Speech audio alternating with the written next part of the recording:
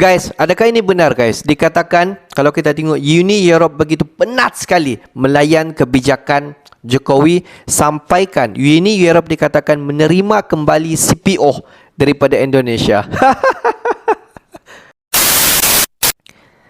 Hello guys, bismillahirrahmanirrahim. Assalamualaikum warahmatullahi wabarakatuh. Allahumma salli ala sayyidina Muhammad wa ala ali sayyidina Muhammad. Guys, selamat datang ke Musa Channel. Ini adalah channel YouTube aku, Musa bin Muhammadirin Channel. Kepada subscriber, kepada viewer di luar sana yang baru sahaja terjumpa Musa Channel, jangan lupa guys, berikan sokongan kalian kepada channel ini dengan menekan ataupun klik tombol subscribe, like dan komen di bahagian komentar di bawah. Dan kepada subscriber, kepada viewer di luar sana yang selama ini telah pun memberi sokongan kepada Musa Channel, aku mengucapkan ribuan terima kasih guys. Kalian memang mantap, gratis.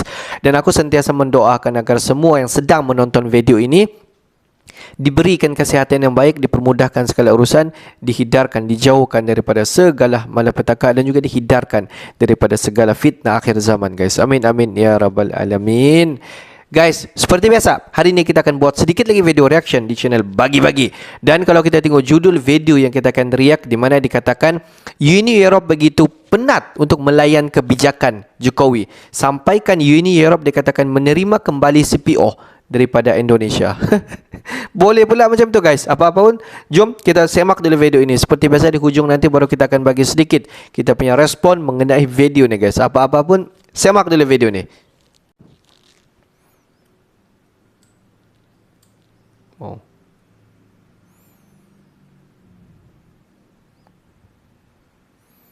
The back Bagi-Bagi. Halo sahabat Bagi-Bagi. Bagi-Bagi.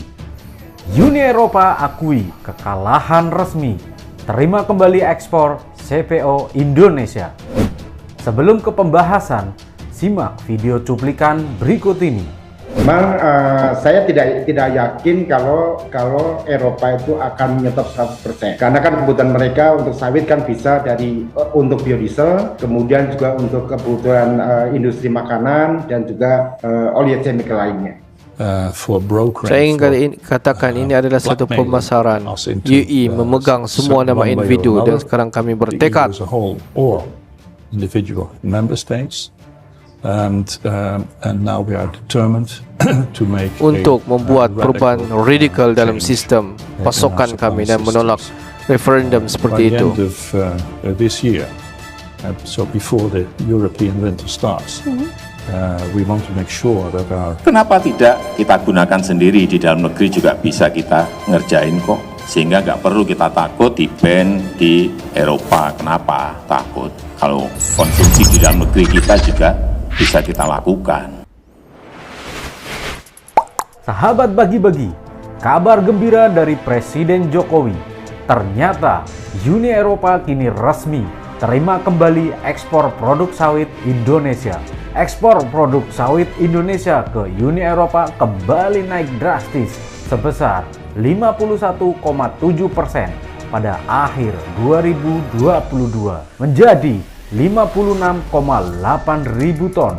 Supermarket di seluruh Eropa kini kembali menjual produk palm oil, gabungan pengusaha kelapa sawit Indonesia. Uni Eropa yang merupakan pembeli terbesar ketiga setelah India dan Cina kembali melirik kelapa sawit setelah pasokan minyak nabati yang lain tersendat dampak perang antara Rusia dan Ukraina.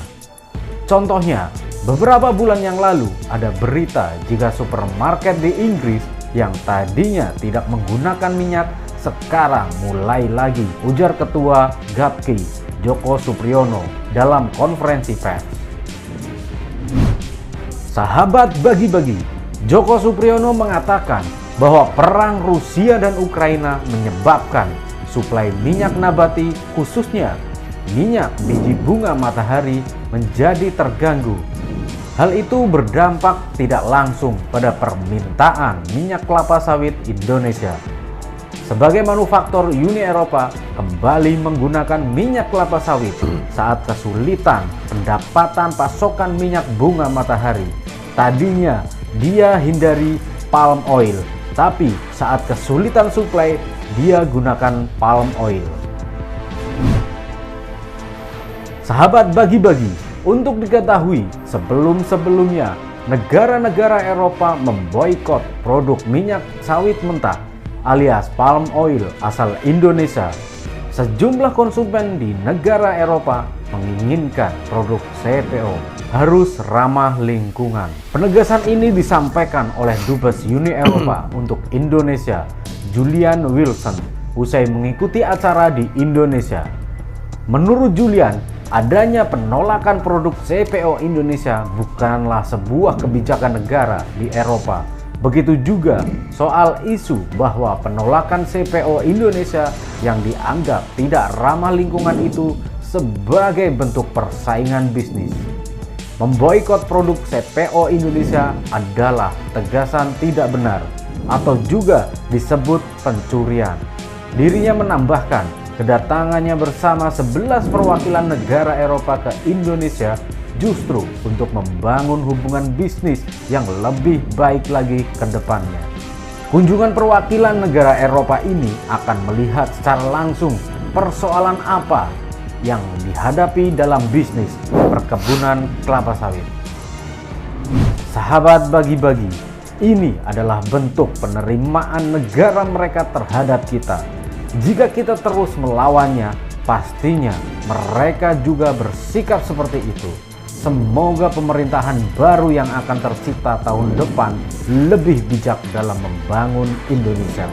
Merdekalah Indonesia seutuhnya. Hurrah! Hurrah!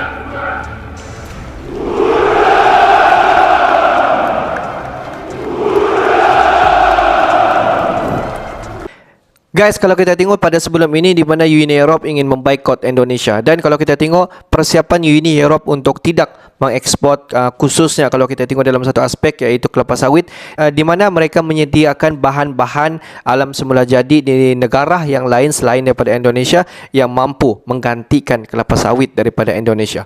Dan kalau kita tengok sebenarnya mereka tidak mampu melakukan ini. Dan sebaliknya kalau kita tengok beberapa hari yang lepas di mana sebilangan ataupun ahli daripada Uni Eropa telah datang ke Indonesia dan ingin menjalinkan kerjasama dalam membangunkan kelapa sawit. Tindakan Presiden Jokowi untuk memboikot beberapa bahan mentah untuk dikeluar daripada Indonesia di stop untuk sementara waktu.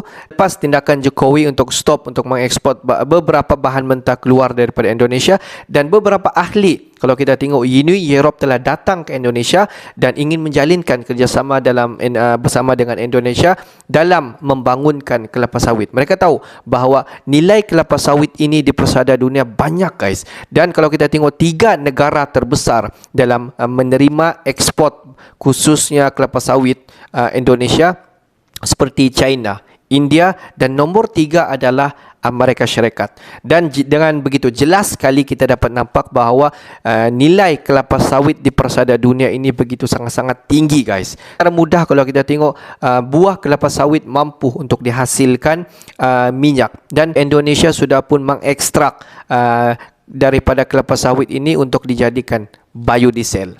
Dan tindakan inilah membuka mata-mata di luar daripada Indonesia yang kalau kita tengok nilai kelapa sawit pada ketika ini memang sangat-sangat begitu naik dengan begitu drastik guys. Tapi sebelum daripada itu kita dapat nampak bahawa bagaimana untuk menaikkan nilai kelapa sawit ini itu adalah daripada pemimpin. Bagaimana mereka menjadikan nilai kelapa sawit itu begitu mendapat permintaan yang begitu tinggi, dan apabila mendapat permintaan yang tinggi di luar daripada Indonesia, tidak mustahil Indonesia mampu untuk bermain harga di nilai pasaran dunia guys. Oke guys, untuk hari ini sampai di sini saja sedikit information daripada Musa Channel, dan kepada subscriber, kepada viewer di luar sana yang belum lagi klik button subscribe, please guys to klik button subscribe, like dan komen di bahagian komentar di bawah. Akhir kata daripada Musa Channel, thanks for watching my video. Assalamualaikum warahmatullahi wabarakatuh guys. See you the next video guys.